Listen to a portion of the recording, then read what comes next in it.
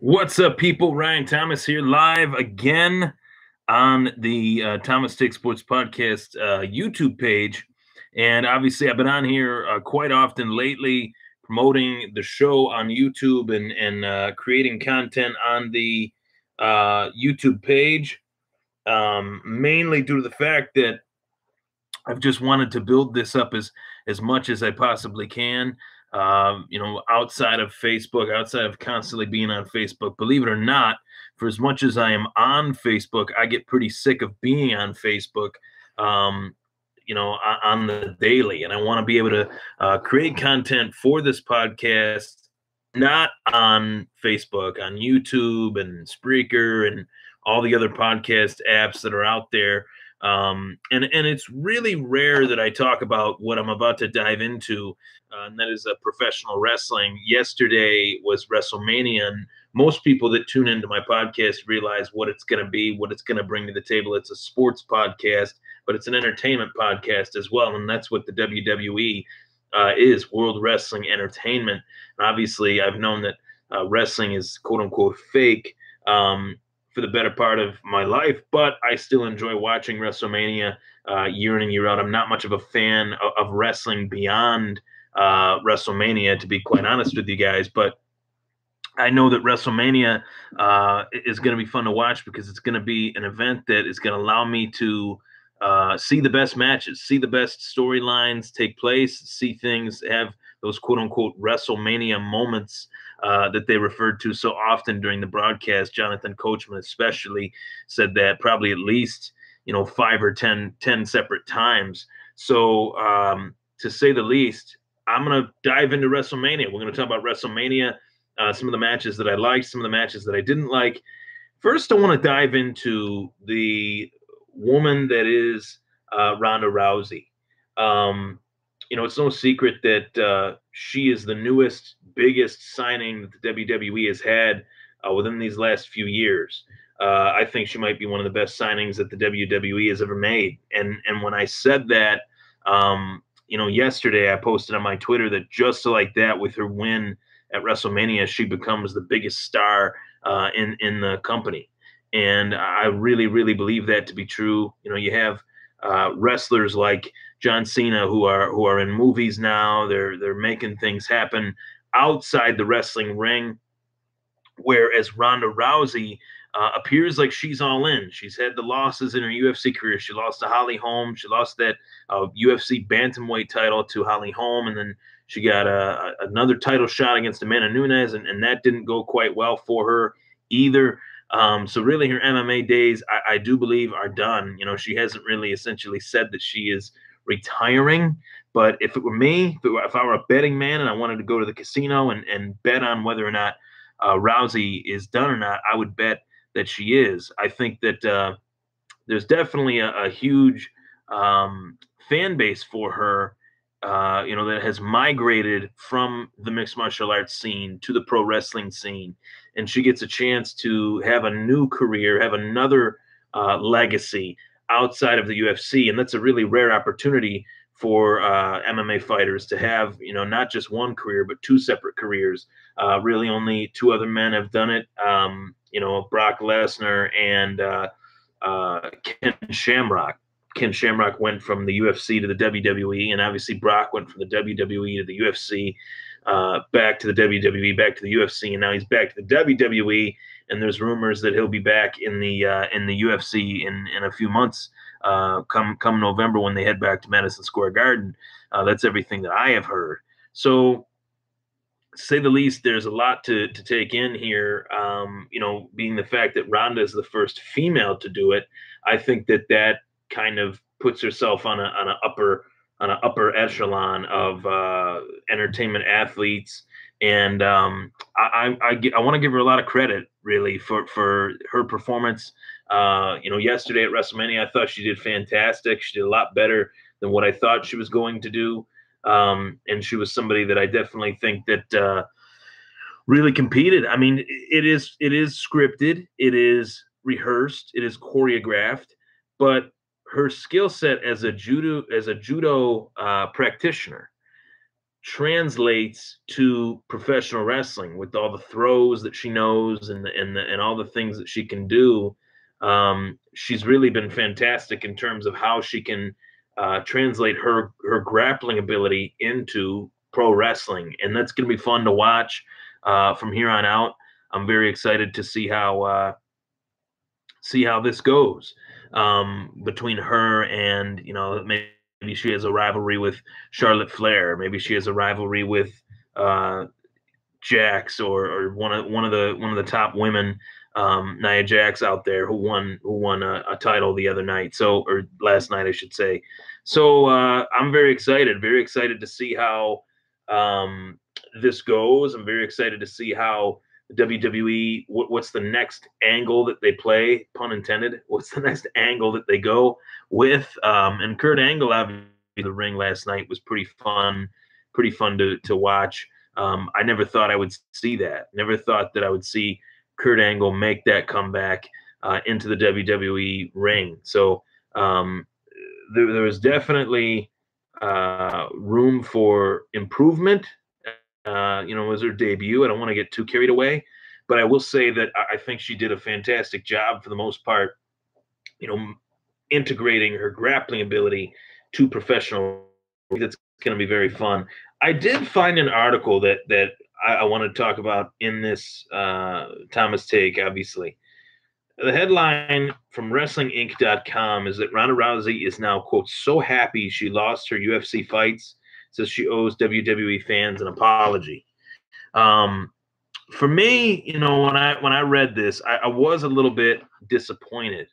I was a little bit disappointed in reading this headline. I thought it was a little bit too much. She doesn't have to constantly bring up her losses throughout her MMA career uh, after she does something great in wrestling. It's like time and time again, no matter what, if she does something great in the wrestling arena in the WWE, we're still reminded of what she didn't do well during her time in the UFC. She lost her last two fights. Everybody knows that. We don't have to keep rehashing it and keep going through that of rehashing it. She's on a new chapter in her career, and rightfully so. She's on a new chapter, and she's actually done fairly well at dedicating herself to that new chapter. From everything I've seen, she's constantly training, she's constantly working at becoming a better professional wrestler, just as she was back in the day of trying to become a better professional MMA fighter or a Olympian judo practitioner. So Ronda Rousey, say what you want, but I will say that she is a champion. She was a six-time champion in the UFC. No female fighter has ever defended a UFC title as many times as she has. Joanna Jędrzejczyk was close to doing it, but Rose Namajunas at UFC 217 defeated her. So there is that. She'll always have that, uh, you know, at her disposal until someone beats it. She'll always have that record to kind of gloat about and say, "Hey, I defended my title six times when I was in the UFC. No female has ever done that. Not many men have done that in the Ultimate Fighting Championship. So guys like Anderson Silva, John Jones, GSP, really, Demetrius Johnson have really been able to have these prolonged title defense eras." And Ronda Rousey's the only one that's done that. So I feel like it's a little bit she's selling herself short when she talks about her losses somehow after she does something great. And I want to read the quote that she said. She said, "Everything," or actually, I'll start from the top. Sorry about that. She said, "It was me versus the world in an individual sport. I thought I would never say this, but I'm so happy I lost those fights to Holly Holm and to Amanda Nunes because it led me here. This is so worth it. Everything really does happen for a reason. I'm just so grateful. I never thought I would be grateful for the losses, but time is a great teacher. I'm just really, really glad I gave it time instead of giving up and feeling it was the end of the world. There's so many people who encounter tragedies who feel like the world and time won't heal it, but all I can say to those people is just give it time. Even if you think time can't heal it, you never know what will happen and where it will lead you." Um, Every missed opportunity is a blessing in disguise. I really believe it now. I owe the WWE Universe an apology because I thought they were going to boo me out of the building from day one. They really accepted me from day one. Hopefully, I satisfied a lot of skeptics tonight. I underestimated how kind the WWE Universe would be. I thought any outsiders would be shunned. I was expecting to get shunned and to have to battle to be accepted. I worked my ass off to pay respect to what's so important to them, and hopefully they saw that tonight. I'm just so grateful. I'm trying my best to deserve it. Rousey also discussed still supporting UFC fighters Rose Namajunas and Joanna Jędrzejczyk for their recent performance at UFC 223. How she celebrated after WrestleMania by eating buffalo chicken wings, and I'm saying buffalo because I'm from Buffalo, and most people that watch this might not be, but she was eating wings. That's what we call it in Buffalo. WWE feeling familiar to her and more. And you can read the full interview by clicking on the link on wrestlinginc.com. So there's a lot to take in there. She was really diving into her past career. And I don't feel like she has to bring this up every single time. And the reason why I feel like she is bringing it up is because she kind of ignored it when people were really wanting the answers to those questions. When they really cared about getting the answers to those questions, she wasn't answering those questions. So now it is as if she's in a new path. She's at a new point in her life professionally. And when she does something good, she feels like she has to explain herself. And my message is, don't. There's really no need to explain yourself, in terms of what makes you great as an athlete, as a role model, and things like that to girls all around the world. So, want to hop on here and just start the episode with that. Also, we saw the return of the dead man, the Undertaker. Obviously, one of the greatest wrestlers of all time, easily in my top three. I'll put out a ranking at some point, but he'd easily be in my top three. I'll rank him. I'd say the Nature Boy,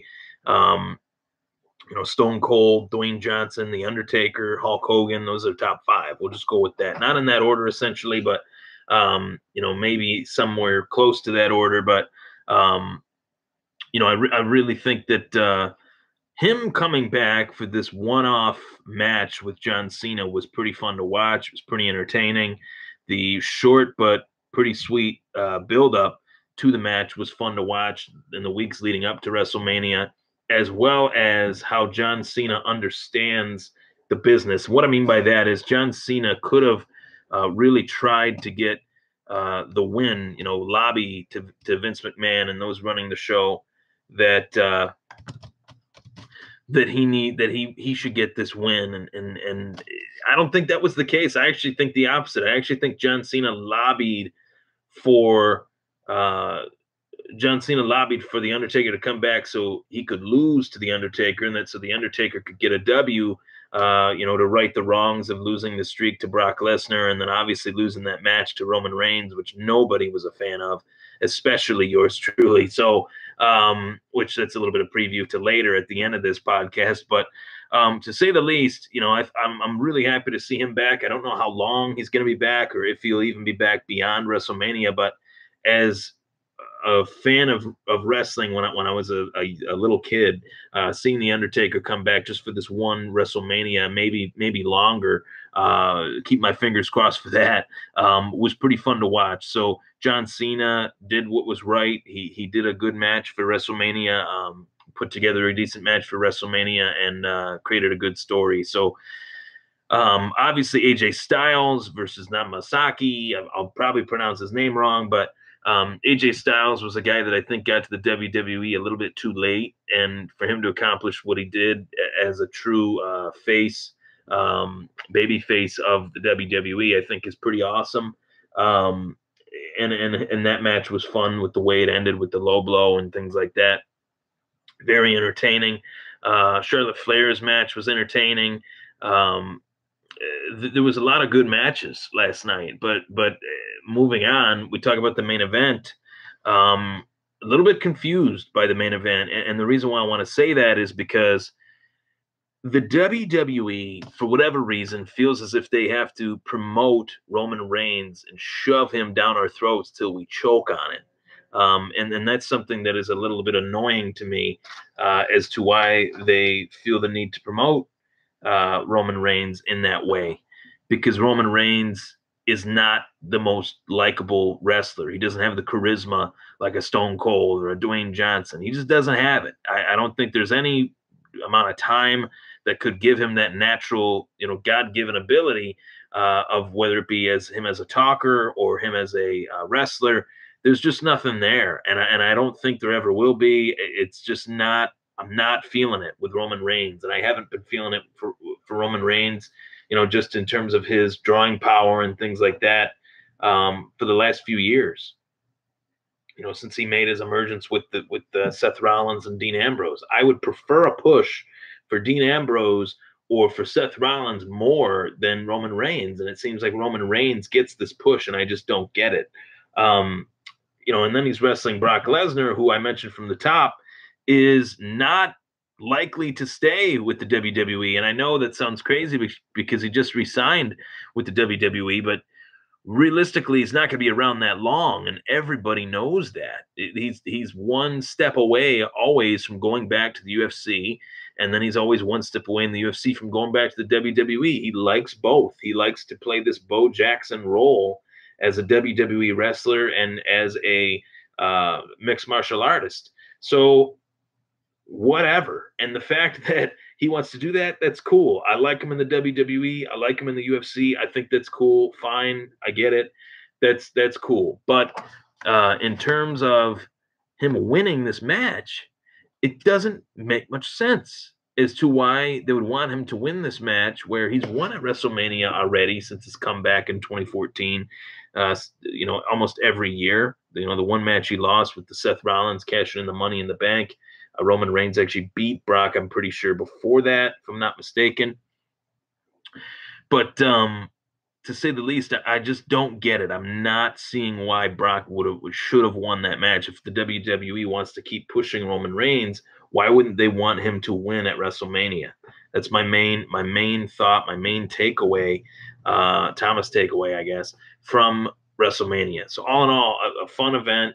There were some parts that were a little bit corny when Nicholas and Braun Strowman won the tag team title. I just thought that it was corny, but it was cool for the kid to do that for that young kid, and that's what matters. So all in all, not a bad WrestleMania in comparison to years past, but still not that great. If you want, a Thomas Take rating, 1 out of 10, I'd give it a 6, which isn't bad, but isn't great. All righty, take care, everybody. Thanks for watching. Subscribe to the channel, as well as like the Facebook page, the Thomas Take Sports Podcast. Follow me on Twitter at Thomas Takeover for more Buffalo Bills, NFL draft talk, Bills draft talk, NFL draft talk, 32 picks in 32 days. We'll be back tomorrow, as well as some more mixed martial arts coverage. We got a big event on April 14th in the UFC. Day prior to that, a big event in Bellator. Michael Chandler comes back April 14th. Dustin Poirier versus Justin Gaethje. Very excited for that fight. That's going to be a barn burner, and I expect fireworks. And I'll definitely preview those fights coming up. So take care, everybody.